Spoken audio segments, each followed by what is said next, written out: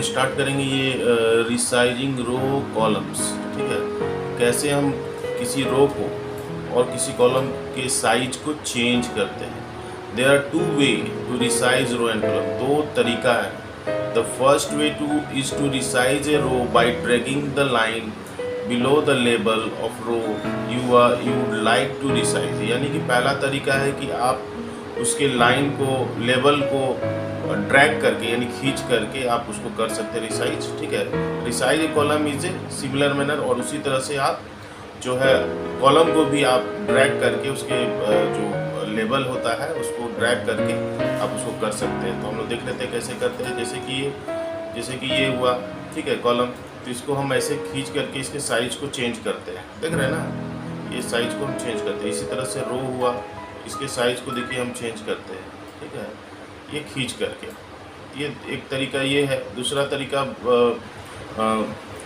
Right लेवल of the corresponding to the column you want to resize, जो भी resize करना चाहते हैं ड्रैग करके हम कर सकते हैं। ठीक है, to auto fit text inside the cell, similarly double click on the separation line separating the two columns, one you are typing in the one on its right। ठीक है, और दूसरा तरीका है कि ऑटो फिट भी होता है। कैसे होता है, जब मान लीजिए कि ये वाला लाइन है, ठीक है, यहाँ तक मान लीजिए लगा हुआ है। ठीक है, अब हम इसको जो है ये जो लिखावट जो छिप जा रहा है इसको हमको दिखना चाहिए, इस तरह से हमको करना है। तो हमको क्या करेंगे, जो सेपरेटर लाइन है, ये सेपरेटर लाइन है, ये सब जितना भी देख रहे हैं ये सेपरेटर लाइन है, क्योंकि ये ए को बी से सेपरेट करता है।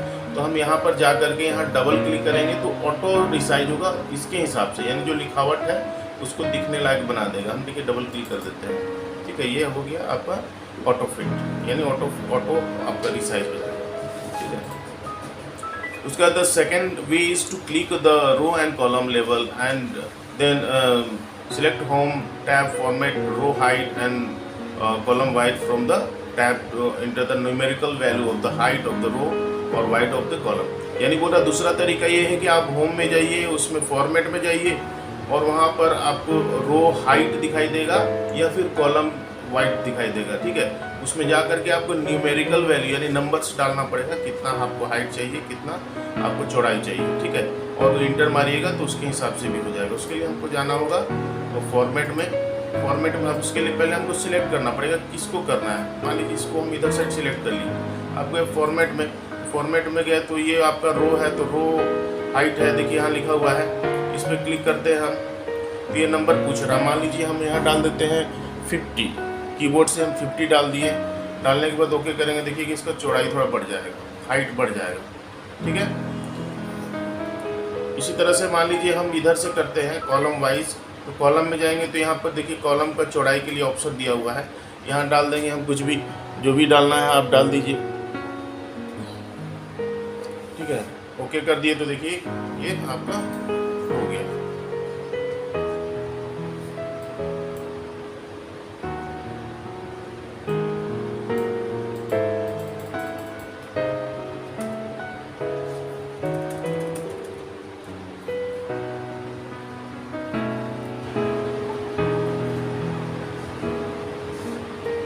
ये आपका देखिए चौड़ाई बढ़ गया ना, ये देखिए 3 किए थे हम, तीनों का चौड़ाई ये बढ़ गया। इस तरह से हम इसका चौड़ाई और हाइट दोनों को हम इंक्रीज और डिक्रीज कर सकते हैं।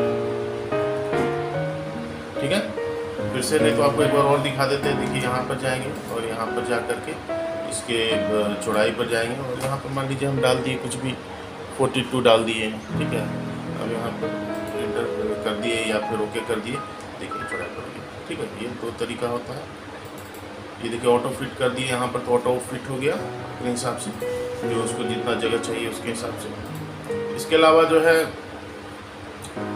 अब बोल रहा है कि before a cell can be modified or formatted it must first be selected highlighted. यानी कोई भी सेल को हमको फॉर्मेट या मॉडिफाई करने के लिए या कुछ डेटा इंटर करने के लिए हमको उसको सिलेक्ट करना पड़ेगा पहले, यानी हाईलाइट करना पड़ेगा। Refer to the table below of the selecting goods of groups of cells. अब ये ऑप्शन दिया होगा कैसे करेंगे सेल टू सिलेक्ट, यानी सेल को कैसे सिलेक्ट करेंगे और उसमें माउस का एक्शन क्या रहेगा। तो देखिए सबसे पहला है कि वन सेल को अगर हमको सिलेक्ट करना हो तो click once in the cell, तो हमको किसी सेल को सिलेक्ट करना होगा तो सेल पे जाके ऐसे एक बार क्लिक कर देंगे तो ये सेल सिलेक्ट हो गया। अब हम कुछ भी डालना होगा तो इसी में हम डाल सकते हैं, ठीक है। इसी तरह से दूसरा बोल रहा है कि इंटायर रो, यानी पूरा रो को सिलेक्ट करना हो तो रो के लेबल को क्लिक करना होगा। रो का लेबल ये वाला है, यानी पूरा रो आपका सिलेक्ट हो गया। तीसरा बोल रहा है कि कॉलम को सिलेक्ट करना हो तो क्लिक द कॉलम लेबल, तो कॉलम के लेबल को सिलेक्ट करना हो तो पूरा एकदम कॉलम नीचे तक डाउन तक आपका सिलेक्ट हो गया। उसके बाद क्लस्टर इंटायर वर्कशीट, यानी पूरे वर्कशीट को आपको सिलेक्ट करना हो तो बोल रहा है click the whole sheet button upper left corner of the label empty label, यानी ऐसा लेबल जो अपर लेफ्ट कॉर्नर पे है और खाली रहता है, उसमें ना ABCD लिखा हुआ है ना 1 2 3 4 लिखा हुआ है। तो ये इसको हम लोग एम्प्टी लेवल बोलते हैं, ना इसमें ABCD है ना 1 2 3। तो इसको क्लिक कीजिएगा तो पूरा आपका वर्कशीट सिलेक्ट हो जाएगा।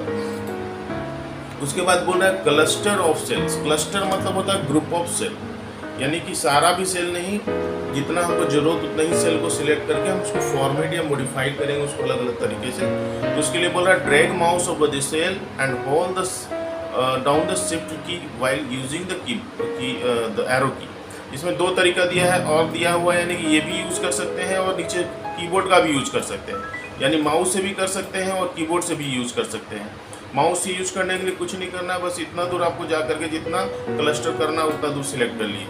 इतना दूर आप फॉर्मेट करेंगे किसी तरह का फॉन्ट चेंज या कलर चेंज तो हम इतना ही दूर में करेंगे अगर इतना दूर सिलेक्ट किए हैं। इसको हम शिफ्ट प्लस एरो से भी कर सकते हैं। शिफ्ट के साथ हम अगर एरो का बटन दबाते हैं उससे भी हम इसको यूज़ कर सकते हैं, यानी कि आपके पास दो तरीका हो गया, माउस से भी और कीबोर्ड से भी आप सिलेक्ट कर सकते हैं, ठीक है।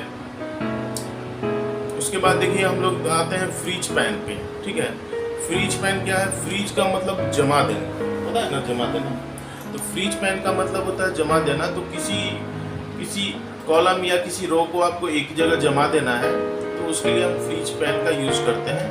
अब देखिए बोल रहा है if you have a large worksheet with column और रो हेडिंग, अगर आपके पास वर्कशीट में लार्ज नंबर ऑफ डेटा डाले हुए हैं, ठीक है, कॉलम और रो में, दोज हेडिंग्स विल डिसअपियर, तो वो हेडिंग आपका डिसअपियर होगा, दिखाई नहीं देगा, क्योंकि आपने बहुत ज़्यादा डाल दिया है, आगे तक चले गया है। तो आगे तक चले गया है तो आपको बहुत सारा चीज़ उधर का नहीं दिखाई देगा, है ना। तो हम क्या करेंगे वहाँ पर, हम तो तो आपको बार बार स्क्रॉल करना पड़ता है, ठीक है, और स्क्रॉल करने से आगे वाला सामान जो है, आगे वाला जो डेटा है वो दिखाई देना बंद हो जाता है। तो by using the freeze pane features the heading can be visible to all times. तो हम फ्रीज पैन का फीचर को यूज करके जो हेडिंग है उसको हम फ्रीज कर देंगे, यानी रोक देंगे एक जगह, तो बाकी सब तो स्क्रॉल होकर चले जाएगा, लेकिन आपका जो हेडिंग है वो आपको दिखाई देगा every time, all the times, जब तक आप चाहते हैं। तो उसके लिए बोल रहा है click the label of the row, जो रो को करना है उस रो का लेबल को क्लिक कीजिए, that is below and the row that you used to keep frozen at the top of the worksheet. तो उसके लिए बोल रहा है कि आप जो है उस रो को सिलेक्ट कर लीजिए और जा करके उसको फ्रोजन कर दीजिए, यानी कि उसको फ्रीज कर दीजिए, ठीक है, तो आपका फ्रीज हो जाएगा। Select window freeze pane from the menu bar. अब हम जाते हैं, ठीक है, अब जा करके हम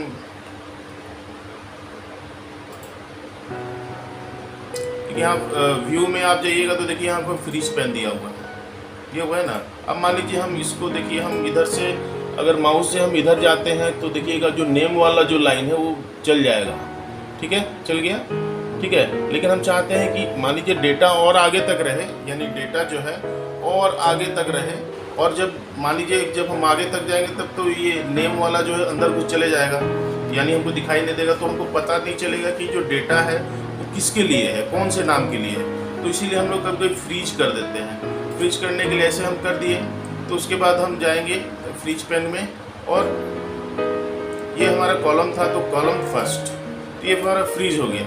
अब हम इस इधर अगर जाते हैं तो हमारा जो नेम वाला है वो आपका वैसे के वैसे ही रह जाएगा, ठीक है। इसी तरह से हम कॉलम को भी, रो को भी कर सकते हैं। जैसे कि मान लीजिए ऊपर वाला हम चाहते हैं कि नहीं जाए, क्योंकि ऊपर वाला नीचे जब जाएगा तो ऊपर वाला ऐसे अंदर चले जाएगा, तो हम चाहते हैं कि ये रुका रहे, जिससे हमको पता चले कि नाम का कॉलम कौन सा है, सब्जेक्ट का कॉलम कौन सा है। तो हम इसको फ्रीज करेंगे तो पहले हम अनफ्रीज कर देते हैं, पहले वाला हट गया। अब जो हम इसको फ्रीज करते हैं रो वाला, ठीक है। अब देखिए हम कर दिए तो देखिए ये हमारा ऊपर जाएगा तो हमको पता चलेगा कि नेम वाला लाइन है, ये कॉलम वाला लाइन है, ये सब्जेक्ट, ये डेट। तो इस तरह से हम इसको यूज़ कर सकते हैं फ्रीज करने में। बहुत अच्छा चीज़ है, काफ़ी यूज़ होता है, हमारे वर्किंग में काम आता है। इसके अलावा अगर हम चाहते हैं कि दोनों को फ्रीज कर दे, इसको भी फ्रीज कर दे और इसको भी फ्रीज कर दे, तो दोनों का जो क्रॉसिंग करता है, यानी दोनों से जो टच करता है उसको हम क्लिक कर देंगे। ये जो है इससे भी टच करता है और इससे भी टच करता है। और अब हम क्या करेंगे कि ये सबसे ऊपर वाला जो ऑप्शन है इसको फ्रीज कर देंगे। देखिए दोनों पे लगे। अब हम इधर भी जाएंगे तो भी कोई दिक्कत नहीं है और हम अगर इधर भी जाएंगे तो भी कोई दिक्कत नहीं है, ठीक है। यानी दोनों आपका दिखाई देगा। और यही नहीं, हम जरूरी नहीं कि हम उसी को करें, हम इधर भी कहीं भी कर सकते हैं। तो जहाँ पर हमारा कर्सर हमारा क्लिक रहता है, यानी जिस सेल को हम सिलेक्ट करते हैं उससे जो जुड़ा हुआ रो कॉलम होता है ना, वही आपका फ्रीज कर सकते हैं। जैसे अभी हम यहाँ पर है तो हमारा ये वाला हो जाएगा और ये वाला हो जाएगा, ठीक है। हम करके देखते हैं, देखिए ये हो गया। अब हम यहाँ से करते हैं तो इधर, और यहाँ से करते हैं तो यानी हम बीच में भी इसको लगा सकते हैं, ठीक है। बीच में भी हम यूज़ कर सकते हैं इसको, ऐसा नहीं कि सिर्फ कॉर्नर पे ही हम यूज़